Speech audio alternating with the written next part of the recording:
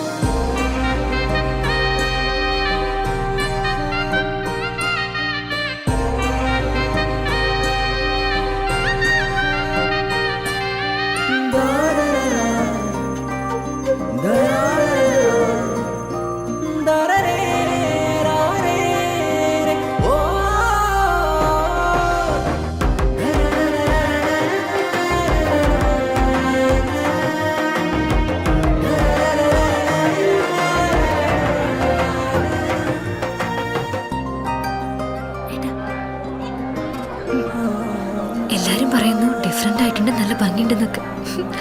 നല്ലതല്ലേ? ഞാനല്ല, സ്വർണം. Safa golden diamonds, different by design. സ്വർണം വാങ്ങി, പക്ഷെ ബില്ല് വാങ്ങിയില്ല. അയ്യോ, കടക്കാരൻ പറഞ്ഞിട്ടുണ്ടാവും ബില്ല് വേണ്ട, GST ലാഭിക്കാന്നൊക്കെ. ഒരു ചെറിയ ലാഭത്തിന് വേണ്ടി എത്ര വലിയ റിസ്ക് എടുക്കുന്നത്. നാളെ ഒരു നിയമം വരും. ഒറ്റ രാത്രി കൊണ്ട് 1000ന്റെ നോട്ടൊക്കെ നിരോധിച്ചല്ലേ, അതുപോലെ നാളെ സ്വർണം പണയം വെക്കണമെങ്കിൽ അല്ലെങ്കിൽ വിൽക്കണമെങ്കിൽ ഒറിജിനൽ ബില്ല് ആവശ്യമുണ്ട് കേട്ടോ. പിന്നെ സ്വർണം അണിയാൻ വേണ്ടി മാത്രമുള്ളല്ലോ, അതൊരു ഇൻവെസ്റ്റ്മെന്റ് കൂടെ അല്ലേ. അതുകൊണ്ട് സ്വർണം വാങ്ങുമ്പോൾ GST നൽകിയെന്ന് ഉറപ്പുവരുത്തുക. Safa gold and diamonds original ബില്ലോടുകൂടി മാത്രം സ്വർണം വിൽക്കുന്നു. Safa golden diamonds, different by design.